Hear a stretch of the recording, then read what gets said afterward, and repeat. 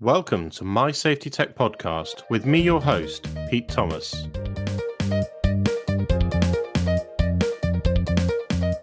Duncan, how are you this morning? Yeah, very well. Thank you. Bright and sunny in Newcastle for a very pleasant change. So perked up by the flowers blooming and the sun shining. Amazing. Feel free to introduce yourself slightly if you wish, and please tell us about Notify. Yeah, sure. Well, so I'm obviously Duncan Davies. I guess a bit about me. I've got a degree in psychology, so always been fascinated in human behavior. Trained as a chartered accountant with PwC long time ago now. Then went to Sage Software, big success story in the Northeast, where I got into M&A work. Joined a business called TSG, one of the largest Microsoft and Sage partners in the UK. And became an FD there at age 30. So I'm an accountant. Sometimes say I'm a recovering accountant by background. We did about 25 acquisitions. We grew to about 500 people. So being on that side of the fence, been quite interesting on a compliance angle. Left about age 40, wanted to do something different, challenge myself. Worked in some really interesting tech companies, autonomous cars, software as a service, even online bingo. Age 43, started Notify with my co-founder, Andy Dumbbell. And we sort of, I think the thing that we saw in that with what Notify, I guess bringing us to what we do, is an opportunity for technology to help fix what was a massive problem. And I remember reading this stat from the ILO, International Labour Organization, long ago, that every 15 seconds a worker's killed and 153 are injured or made ill, which is just staggering. Oh yeah, it was back in 2017, 2016. And that felt like a big problem to help solve. And with a technology background, I've always thought technology tools can help with things like that. So Notify is that project really of, we set ourselves a mission of making 1 billion people safer, and we want to help that through technology tools. And that's broadly how we set ourselves up. And there's probably some of the tech stuff we can get into, but ultimately we're an SHEQ digital platform that helps companies look after their people and keep them healthy. That's great, Duncan. I mean, well, first of all, I think that's a really impressive and very moral mission to help a billion people. And I have to say, I completely agree with you. I mean, I look at the HSE stats in terms of worker fatalities, and since I've worked in safety, they've not really changed that much. So we're looking at around 100, I think it was 135 fatalities in the UK in the workspace in last year's HSE statistics. So, I find it interesting. You look at it from, a global position, which I think is good with the ILO statistics, because I think that shows, an even more significant picture. I think one thing that I take away already from what you've said is, for me, when I look at it, those statistics haven't changed, and we're all working hard as safety professionals. We're all trying our best, but we do need something else. And I completely agree with you. I think tech is something else, and how we're going to start to solve this problem. Yeah, absolutely. And I think the other thing, just to build on that point about the fatality number as well, Pete, is the injuries and the cost to society of the things that aren't fatalities. There are thousands of events, and I've spoken to a lot of safety people who are very skeptical about what are reported as our injury rates in the UK. That there's the labour force survey, there's obviously RIDDOR reporting, and then there's the stuff that never gets reported. Either because people are scared, because companies hide the information, or simply because people aren't educated that they should share it. So if you bring into that stat, and let's not forget, there's 135 families who have been absolutely destroyed by something that happened at work. And a few months ago, I actually put the list up. The HSE produced the list. They actually put the names and the ages and the occupations of these people. And in a technology business, it's really important for me to link to my people that it's not just zeros and ones we're doing. This is actually people whose lives are changed forever, and their families and their husbands and their wives and their kids. And you look at these names and you think, these are sometimes 20-year-old people, interestingly, more older people in that demographic having fatal injuries at work. So even that one statistic of 135 belies the whole pain and cost of what happens. And on top of that, you've got injuries and people not able to work and provide for their families, which even in the UK, which is perhaps more advanced than other economies, is still a huge cost. Billions of pounds of cost in the UK alone. Do you know? Yeah, yeah, it's an absolute, yeah, it's a great point, Duncan. Yeah, thank you for reminding me of that, because sometimes when you look at these statistics, and like you, I've looked through the demographics, I've looked through the names of the individuals involved, and I also, by the way, noticed that there were a lot of workers. I want to say the number was over 60 that were involved in those fatality statistics.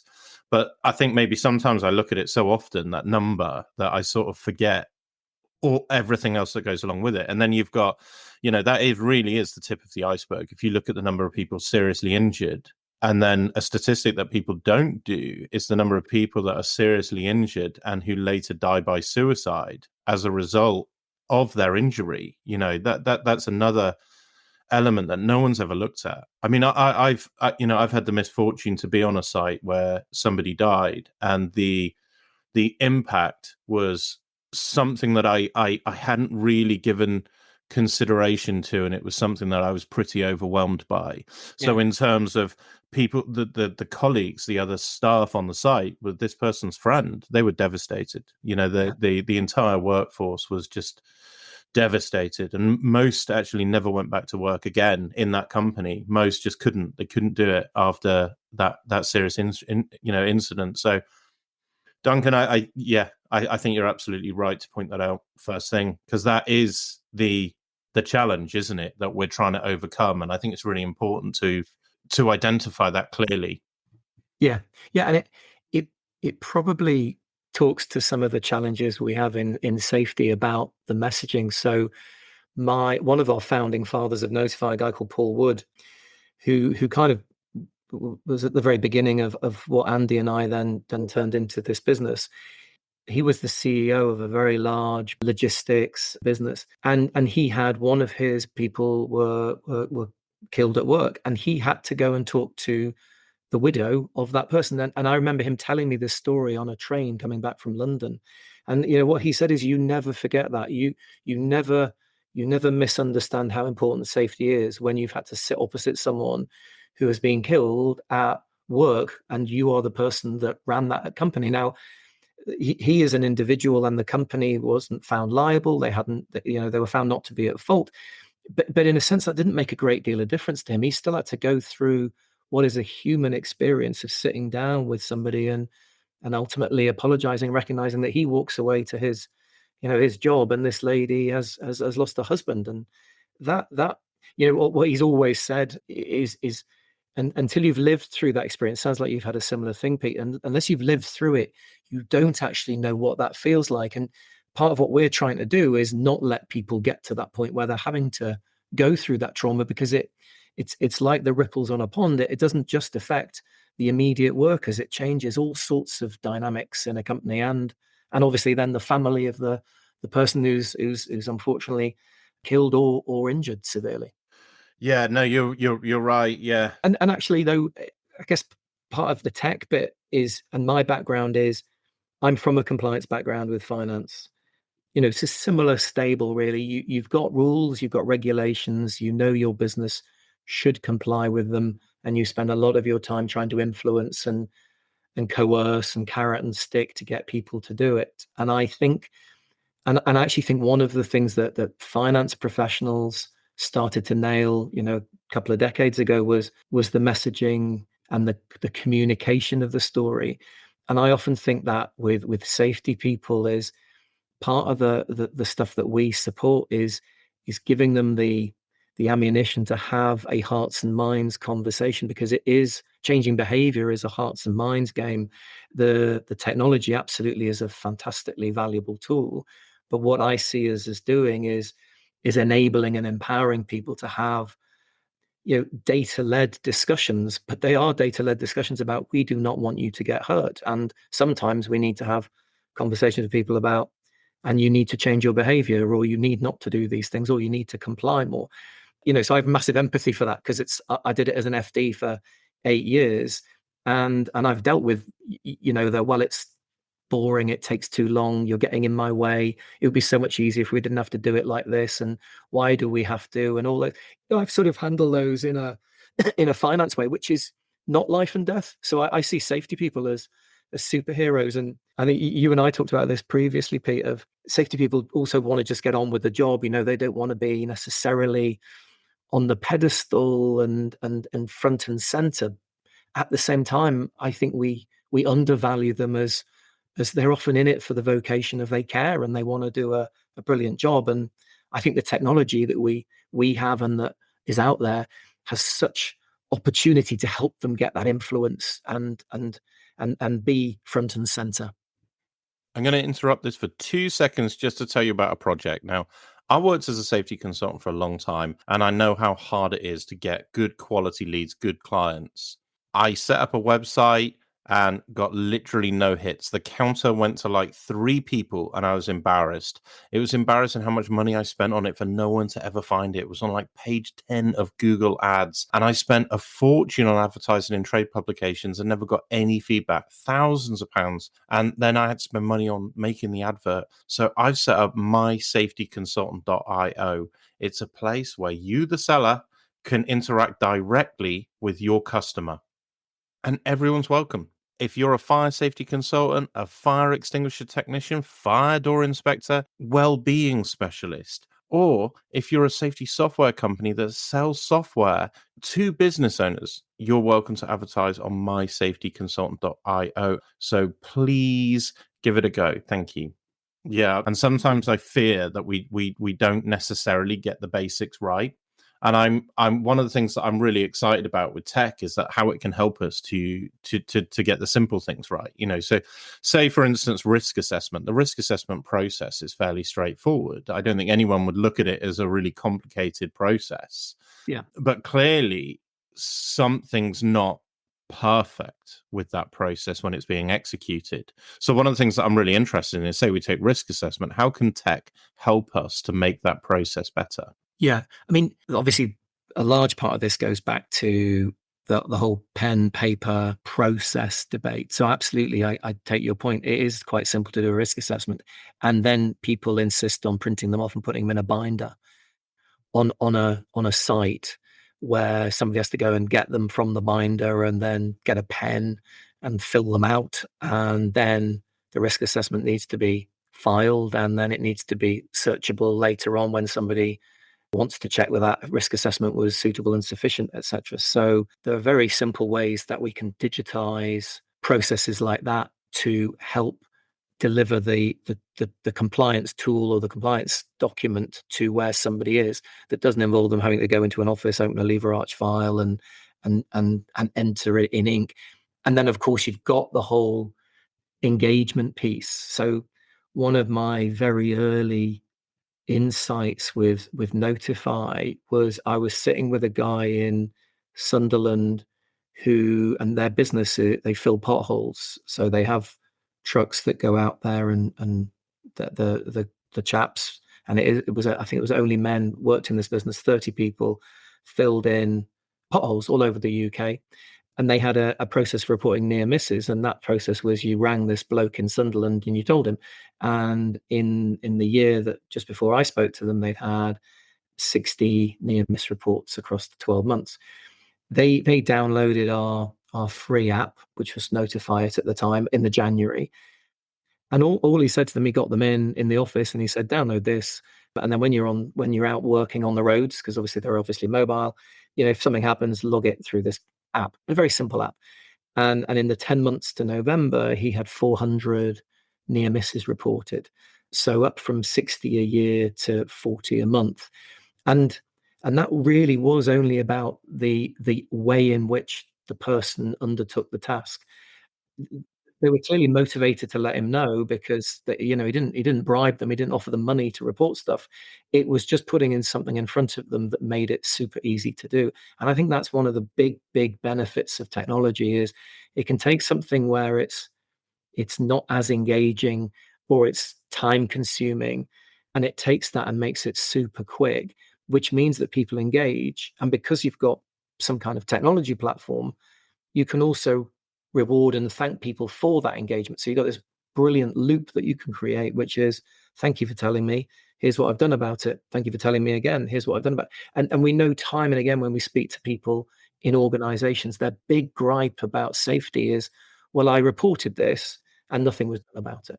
There's a massive opportunity across lots of parts of safety to just fit that loop in that says, if you tell us stuff, we'll do something about it. And that creates a virtuous circle. I think that's a really simple use case. Yeah, no, you're right. It is simple, but I've seen it done wrong so many times. So, near miss reports, I think when I worked back in a factory years ago, someone would have to write them down on paper and drop them in a box. And then people, of course, no one wanted to do that. So then they started rewarding it. Well, if you give us near misses, whoever's done the most will get a £5 gift voucher. Oh my God. You Yeah. can imagine you're just overwhelmed with paperwork for the sake of it. But none of it was about the people. The people wanted to create a safer workplace. Why wouldn't they? It was all about the efficiency of the process. And if you look at any tech now, like an app, it's just a race to make it more and more efficient. Even down to you download an app and you subscribe with Apple Pay. It's just about taking out the complexities of the process and making it more straightforward. And so I completely agree with you. Reporting near misses shouldn't be it's not a complicated process, but we make it more complicated. And then, like you say, we don't do anything about it. And we don't give people feedback. Yeah, and actually, and here's the thing in terms of about how can safety people help more. It's that recognition, I think, that any kind of signal, and Amy Edmondson, who's written a cracking book called Right Kind of Wrong, she calls it ambiguous signals. Any kind of signal is valuable. What sometimes you'll find is that in the pursuit of compliance of, well, I need to know all this information, people will create a form, and it might even be digital, but they'll create a form which is full of detail and information. In the quite right urge to get lots of info, they'll create a unintentional barrier to the person filling it in versus what I think is the best approach, which is, don't expect all your people to have safety insight and knowledge and understanding, but encourage them to give you the signals and get those signals. If they're ambiguous, then filter through them, and that becomes a new part of your role. But at least you've got, a false alarm is 100% false alarm is still better than zero of something that is about to go badly wrong. And I've always had that view, and had some good conversations with safety people about this overwhelming, well, we've got too many reports now. It's like, well, yeah, your next challenge is to start getting data literate and getting understanding about how you separate the wheat from the chaff, and that becomes a skill set that you need to learn. But you now at least have those signals coming in, and when they're valuable, you're rewarding them. And I mean reward in the sense of you're thanking people and you're making changes that help make people safer. And that's a massive motivator to most people, I think, in business. Do you know what this is? I'm enjoying this conversation, Duncan. Data literate. This is a really interesting topic, and it's not something that it's something that I've thought a lot about, but it's not something that I've thought about in the following context. In that, I went and did my master's degree, and some people have said to me, "Why did you do your master's degree and not a NEBOSH diploma?" And I've always given the answer in the past that, well, a NEBOSH diploma, it can be very technical in terms of complexities of health and safety, such as air testing and air monitoring and definitions for things that are only relevant in factories or, in certain situations. I just don't tend to work. I tend to work with larger organizations, and I tend to have always worked with customer facing organizations. So like large retailers, large office, real estate companies, but not necessarily those high risk industries, So NEBOSH diploma didn't really work for me. But having heard what you've just said, I've realized that when I did the master's degree, it's about a research project, which is about data, and it's about data gathering, how you ask those questions, qualitative, quantitative, Likert scales. How are you gonna collate the data? How are you going to collect the data? How are you going to collate it? How are you going to select a sample size? And how are you going to analyze that data? And I just realized that actually in safety, we don't do that unless you've gone down an academic route. If you've gone down that sort of traditional NEBOSH, no one would go and do a NEBOSH certificate and learn about data, and then 2 minutes later they're setting up an accident incident system, writing all the questions out that someone's going to have to answer, and they've not had the learning on how to write that in such a way that it makes it easy to analyze. Yeah, I think you're well ahead then, Pete, because I honestly, there's a bit of a soapbox for me, but back to the scientific approach, right? We should all be being more scientific now. We kind of got that through COVID, right? We all sat and watched Chris Whitty and his charts, but we need safety professionals are going to have to get more data literate, even to the extent of things like near miss reporting. You think of this, I think of it as a sort of steps. You start to identify a particular type of near miss that's increasing in frequency, and you need to understand frequency, and you need to understand a bit about statistics to know whether that is statistically relevant or whether they're one-offs. But then you're initiating a program that says, right, I'm going to go and handle that, going to do some toolbox talks, and you should come up with a hypothesis that says, after I've done my toolbox talks, we are going to see a reduction in near misses.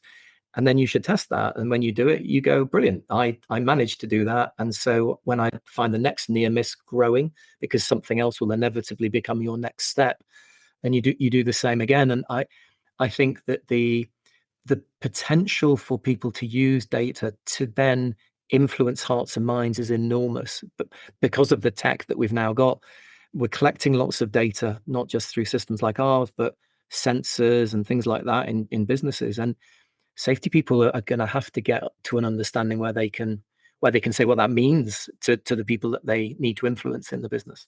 Yeah, and I think this is another interesting thing to sort of gain your insight on. I've worked for a number of organizations, even up to FTSE level organizations that have only got a couple of hundred employees. Just because you've got a massive turnover doesn't mean you have to have a lot of employees. Yeah. And then in terms of the data and the level of data, there's you use the word hypothesis. I would say there's an insufficient sample size to evidence the hypothesis. Yeah. So what would happen is you have an near miss, and we go, oh, we'll do a toolbox talk. How do you evidence the outcome of that toolbox talk without tech and without the ability for us to take many, many organizations, almost anonymize that data, put it in together and go, right, now you've got a sample size that you can work on. Absolutely. And yeah, that is one of the challenges that's going to come on things like AI, I think, and analytics is you do need sufficient data to do proper, I guess, statistics and analysis. Equally, when I talk about hypothesis, I'm also talking about things like, what we do in marketing of, I'm gonna go and do this campaign, and I think I will get 50 leads from this campaign. Well, we got 40. Well, what did we learn from that? So I guess, and I haven't got a master's, so I defer to your knowledge on that, Pete. But in my sense, it's a bit of a proxy for the test and learn approach, which is really trendy, for want of a better word, in technology. And it's how we build our tech. It's minimum viable product, launch that, see if people like it, then build more, etc. And in the same way, I think safety professionals can learn from that approach of, I'm going to try something, but I'm going to set out in advance what I think it will deliver, and then I'm going to hold myself to account. And the way that technology can help support that is just, you can measure it much more quickly than in the olden days when it was, spreadsheet or pieces of paper that you're counting. I like this because it puts into context a lot of my thoughts. Actually, it's a real pleasure to talk to you, because one of the things that I've been saying for quite a while on this podcast and sort of mulling over is this concept that in safety we create a form for the sake of the form. So say I go into a company and I want an accident incident system. I will, the cheapest way is find a form online that someone's got, generic accident incident form number 1, and then I implement that into our system, and then that's that box ticked. But I've seen this many times where organizations are like recording all manner of details on an accident incident form. One, that's a barrier to employees completing it because it just looks too complicated. And two, it just doesn't, they don't need it. They don't need to know the humidity levels for in a retail outlet or a hotel or something for, slips, trips and falls. They don't need to know this level of detail.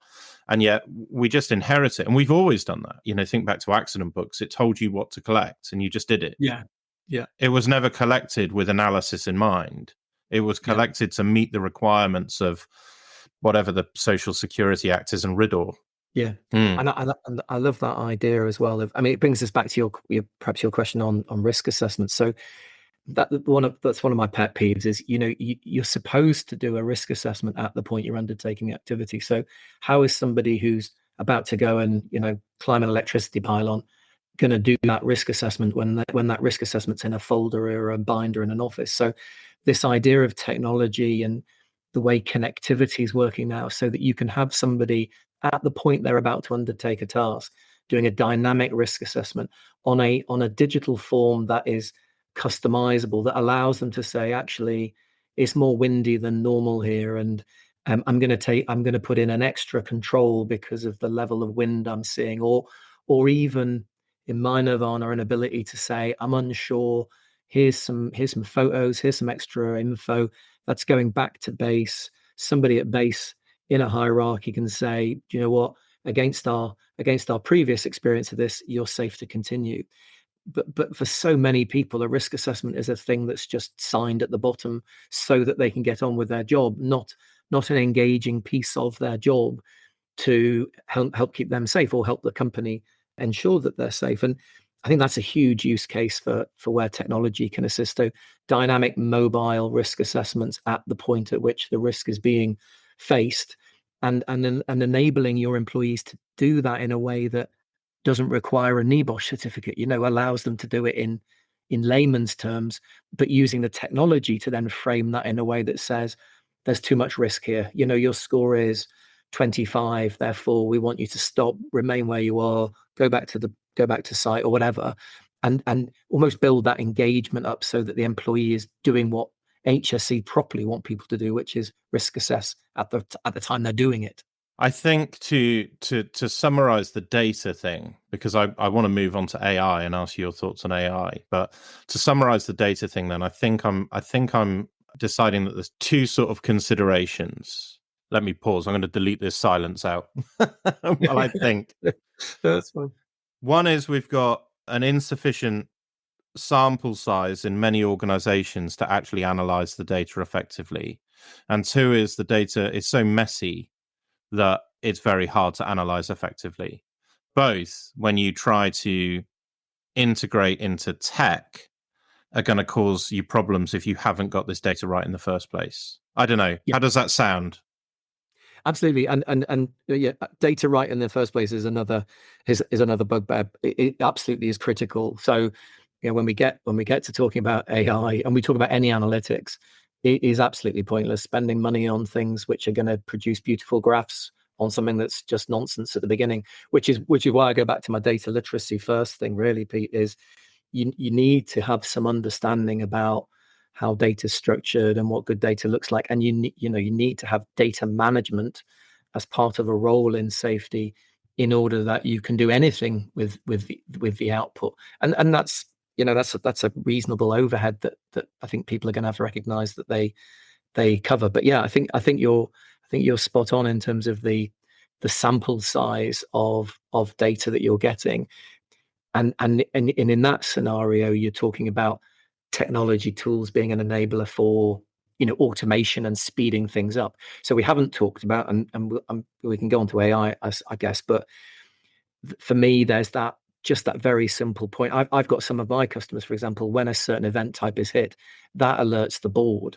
So what I love about what tech can do there is you've got your standard, it's a near miss, it's coming into a manager, it's coming into the safety team, whoever, but you've got that opportunity to say this something here is sufficiently big that we want to escalate that immediately.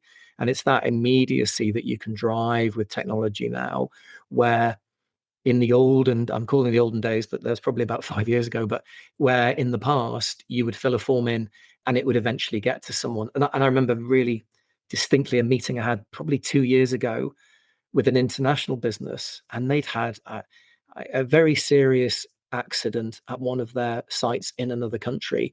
And I think they found out like the next year when they happened to visit. Now, that in a microcosm, I think, is what happens regularly in businesses, even in the UK, where something can happen on a Monday. Someone senior who should know about it might find out, a week later. Well, where does that cover you in terms of your insurance? But more importantly, how well are you looking after the employee? Are your HR professionals, jumping in there? So to your point, Pete, earlier about links between workplace injuries and suicide, the quicker a company can support an employee after an event, the better. A quicker a company can get on the communication to the other employees and stakeholders and their customers, the better. And technology is a massive enabler to speed up that communication channel, infinitely more quickly than some of the old practices of spreadsheets or even emails now, which are just generally not being read because there are just too many. Yeah, no, I agree. And I tend to find as well that when you have something serious happen, emails tend to stop, and it tends to be via telephone call, and it can be a lot harder to sort of communicate properly, if that makes sense. Yeah, absolutely. Should we have a conversation about AI? Just because everybody is talking about it in terms of safety and technology. And, I see it all over LinkedIn. There are a lot of concerns and questions and queries. What are your thoughts? I mean, I think one of my thoughts is, it's a bit, by the way, that I was a think, very broad question. yeah, I guess I look at it at the moment a bit. It's like the hype, call it the hype and yike chart of, you got your early adopters. So you got your people who see it as a massive opportunity.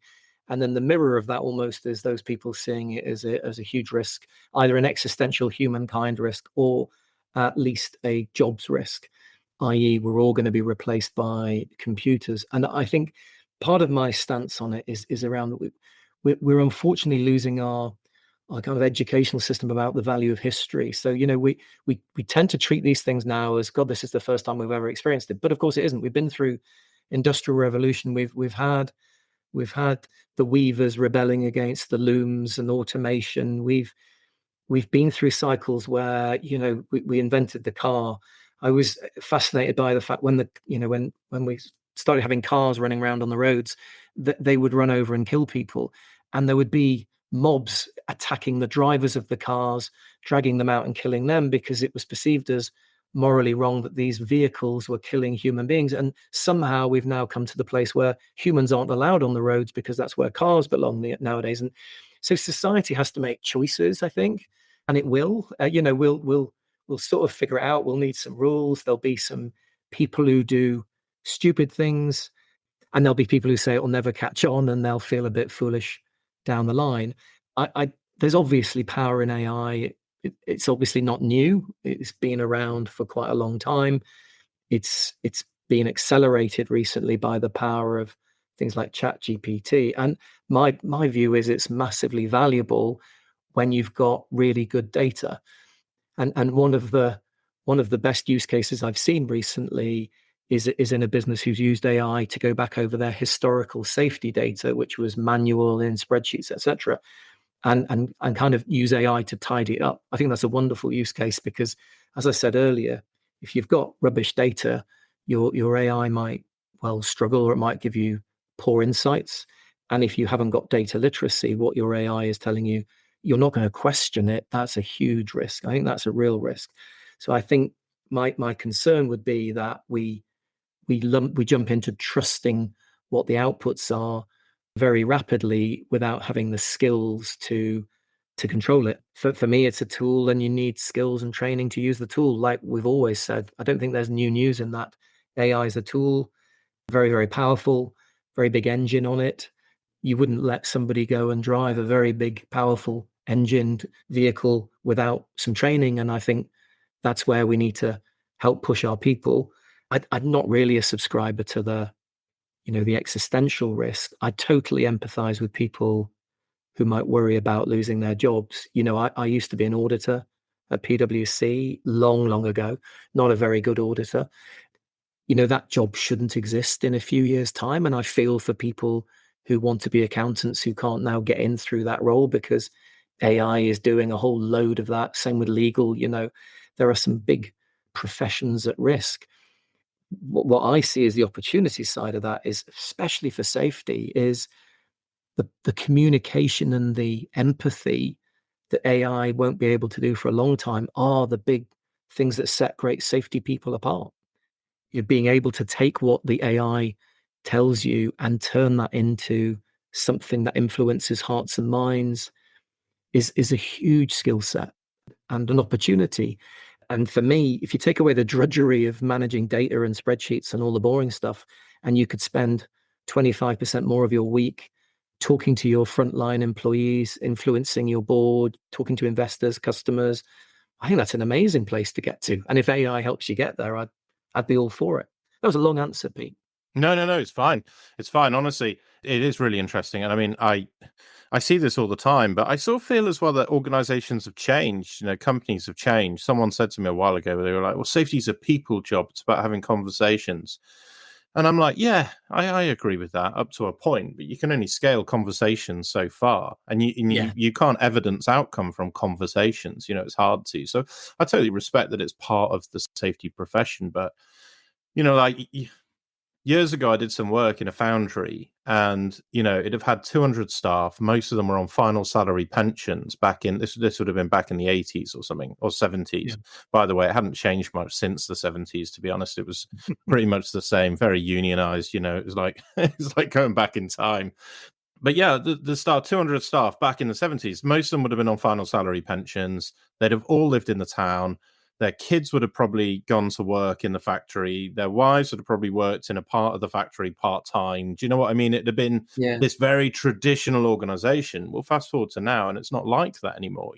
Staff turnover is high. Staff aren't in final salary pensions. They leave often, or they live overseas or come to work in that factory. And that's the thing with tech for me, is it's like that's the checks and balances for me. It's hard, like I say, it's hard to evidence a conversation, and it's easy to fake a conversation. But it's easy to evidence tech, and it's hard to fake it. The numbers speak for themselves if you get the numbers right. Really, I think a really valid point as well about where we're going in reporting and ESG as well, Pete. Like this data, whether it's your currently, the big focus on emissions, CO2 emissions being reported in board reports, but safety data as well. I think there's a whole new lens coming in on the quality of the data that companies are collecting. And over in the States, there's already starting that auditing of safety data. So absolutely, having it validated and digital is going to be critical in many aspects. And I think, on your point on conversations, I completely get that. I think it's a brilliant point about you can't scale the conversations, and I think it's always going to be about an augmentation of a safety professional with technology and data. But where data can go to the next level is things like the predictive tech. So we have done some work with customers who have enough of a sample size, and that's absolutely relevant to what you said earlier, where we built proof of concepts where we've run, this is them reporting a safety event. Can we predict that this is going to be an LTI, for example, or a RIDDOR? And you're talking thousands of events here. And without getting into the techie maths, which you probably know better than me, but I think the F number that we came out with in our proof of concept was like 97% or something. So very, very statistically high. In other words, we could show that on these events, we could predict incredibly accurately that's going to be an LTI. And there's an obvious value to the business in knowing before it's being reported as an LTI that it's going to be. Having said that, many of our customers won't have anywhere near enough data to be able to say on the 30 events a month, well, that one's going to be an LTI. So there is going to be some, I agree with you entirely, there's going to be some challenges on the data. And what I think AI is more valuable for in the short term is things like, as somebody is completing that form in the first place, assume it's digital, but when they're completing it, to start to use AI to say, are you sure you think that's a near miss? Because in the narrative you've mentioned hurt or broken or snapped or whatever. So you've got some really, I think, quite innovative use cases that can be delivered much more quickly and without the worry for lots of data sets than the kind of, we're going to predict you're going to have an accident at 3:00 next Tuesday, which I think is quite fanciful. Yeah, I agree. As we're talking, I'm sitting here thinking, why, say we take an industry like retail. I'm only saying retail because it's a fairly straightforward industry in terms of risk. would it be possible to start combining data sets, taking data from other retailers, other organizations in that same industry, anonymizing them and pulling them together? Yeah, absolutely. And we've done some work exactly like that on builders merchants. We've got 4 of the 6 biggest builders merchants in the UK. We did some work on benchmarking to try and identify the group, averages, the group performance, and then allow each individual entity to see, where they compare. So you absolutely can.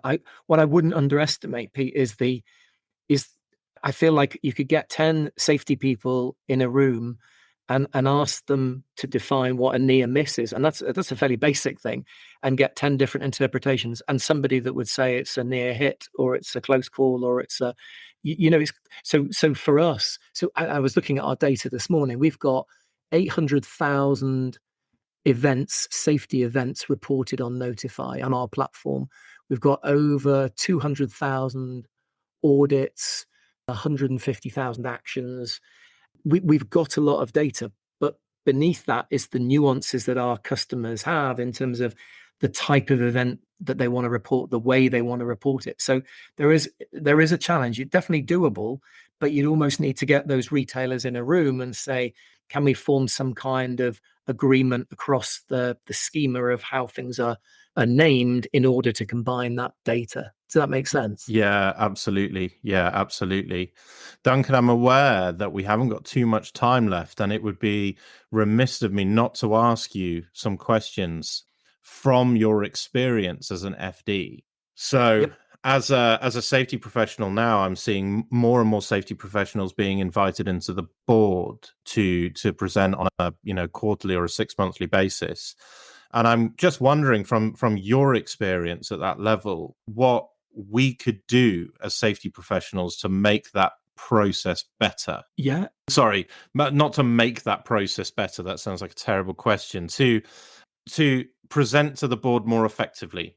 Yeah. Some obvious stuff is know the subject, and believe it or not, because I'm a finance person in background, bring the data. So bring the evidence that you have and present it clearly and consistently, and allow the board to understand what it is that you're either outlining, advocating, or flagging. So clear communication based on evidence is absolutely, for me, the key. And understanding there are different personalities with different agendas on the board. So understanding those and making sure that you're engaging with those people outside the board meeting is critical too. So the ones that I see, the presentations I see, the interactions I see that are most valuable are driven by a degree of clarity. And I think that's sometimes hard because it can be quite emotive, health and safety. You can perhaps find yourself in well, we have to do this, otherwise the CEO is going to prison. And and whilst of course that is on one level correct, I think most boards will respond badly to what they will see as hyperbole.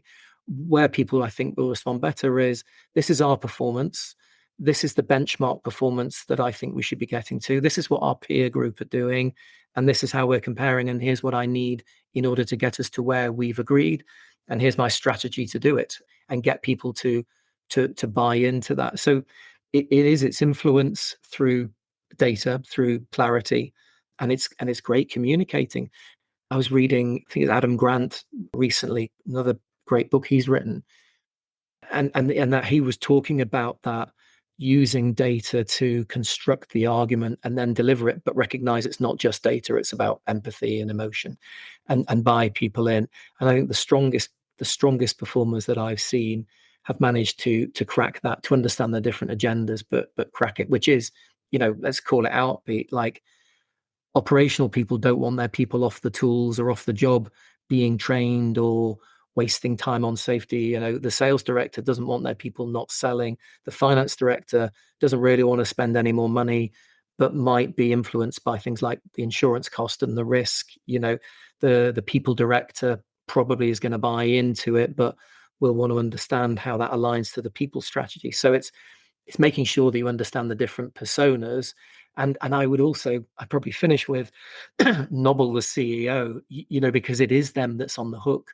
I think that's the really powerful part of health and safety. And something that came home with COVID was, I think a lot of the CEOs looked round at their team and saw the health and safety leader as a key part of that solution to what COVID landed. And I would love to see more safety leaders using that new kudos to keep at the top table and keep developing their role there.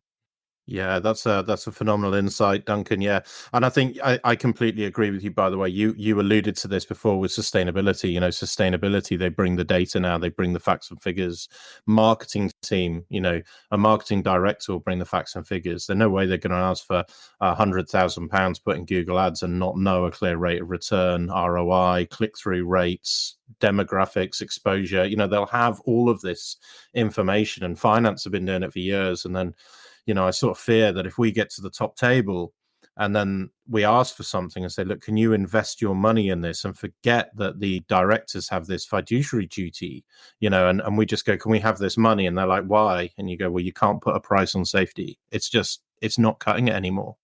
Yeah. Yeah. It's a great point. And I don't know if it did, but there are just, better tools. And one of those is the forming of alliances across those key C-suite people. So investing the time to get to know them. And finance did this a while ago where everybody became finance business partners overnight. You've got HR business partners. Whilst I was probably a bit cynical at the time, what I love about that is you align your operational people and your compliance people so that your compliance people are seen as working alongside it. And again, the opportunity for safety people is to be sitting there going, I've got all this safety data and I've been looking at how this operates. Did you know that we spend 30% of our week doing this thing, which if we did it differently might save you headcount? That's where you inspire your colleagues to go, flipping heck, it's not just health and safety and clipboards, it's operational insight that will help me not only be safer, but actually be more productive. That's where you get the massive kudos out of safety, by influencing in other parts of the business that's not just the compliance badge. Duncan, I'm aware that's your time, and I know you're busy. Honestly, I appreciate you so much coming onto the podcast and sharing your insights with us today. It's very, very much appreciated. No, it's a pleasure, Pete. I really, really enjoyed it. Hope it was useful, and I've learned some good stuff from you too. So yeah, be good to catch up again sometime. And yeah, thanks for the opportunity as well. No, honestly, thanks very much. If you enjoyed this episode, then please like and subscribe. It really does make a difference to the show. Thank you so much, and see you in the next episode.